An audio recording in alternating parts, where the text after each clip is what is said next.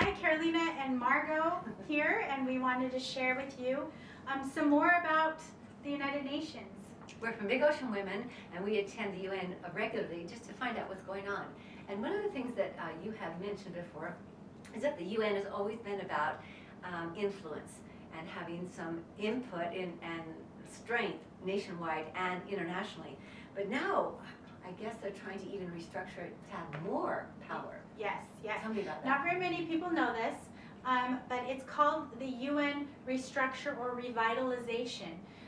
If you look up UN 2.0, you'll recognize that they are trying to focus on 5 very specific ways to restructure the UN so they can have more control, essentially. Control. And so the 5 different areas is data, digital, innovation, foresight, and behavioral science. Okay? So those things seem a little bit off. Like, how is the UN going to create more control with those 5 focuses? It's called the quintet of change. Well, data, we're talking a lot about high surveillance, high monitoring, very top of the line reporting and analysis mechanisms that are going to really be looking at every single way that cities function and how you're plugged into that system. And so it's it's a very deliberate digital move to really entrench people and have you really plugged into the system. The digital is really interesting because as I've done more research, we always hear the word acceleration at the United Nations. We want to accelerate. We're not going to meet the 2030 agenda goals. We need to move forward fast, and there's this huge push, this real dramatic kind of a fear-mongering that's going on. An urgency. Yeah. Like something's going to happen if we don't change. Yeah, if we don't meet these goals by 2030. Oh, no. So the digital component of it, if you really look into it, it's all about digital policing.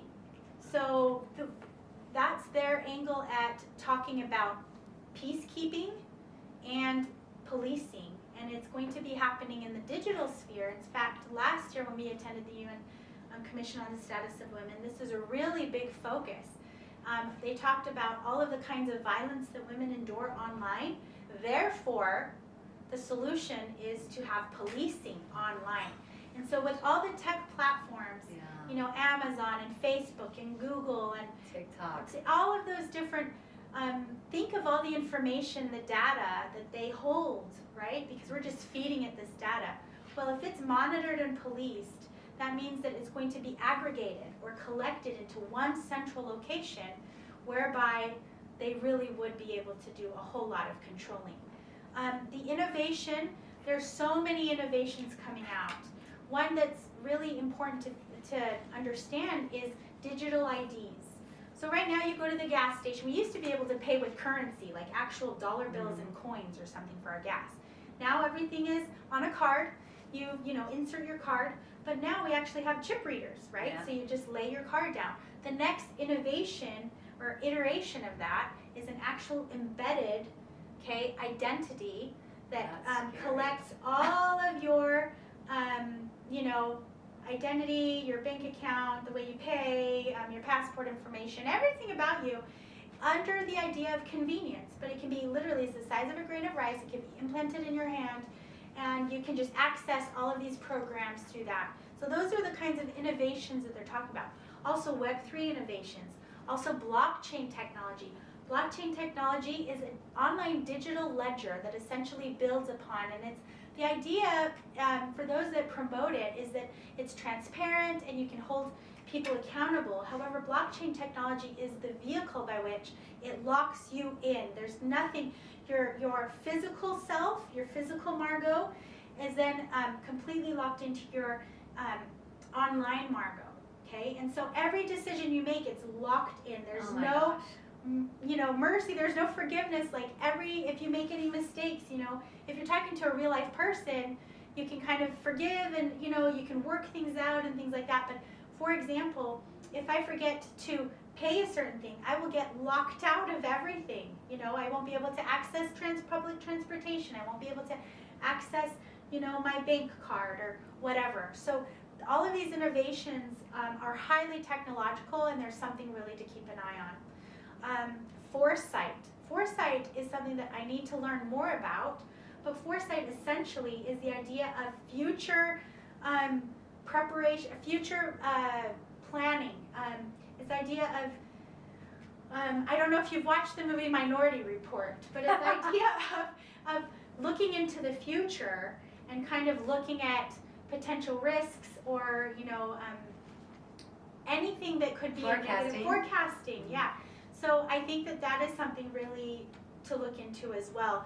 And then the behavior science, on the website of UN 2.0, it talks a lot about that, it's really hard to get people to do what we want them to do. Right. So we need to really study human behavior and nudge them in the right direction.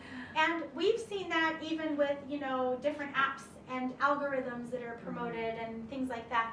That can be really intrusive in how you think and,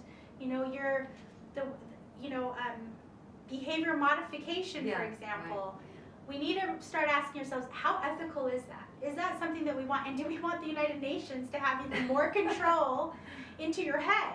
Not just in your, city, but like literally into your mind, into your emotions. I feel like I'm watching a sci-fi movie when I'm hearing you talk about these things, but they're real. They're real. They're real. And so we encourage you, if you don't believe me, go research it yourself. They're not shy about it. It's very open for you, but you just have to actually make an effort and inform yourself. And that's what we're asking you to do, inform yourself. So we are here with Carolina Allen. She's the Executive Director from Big Ocean Women, advising you to read more, find out.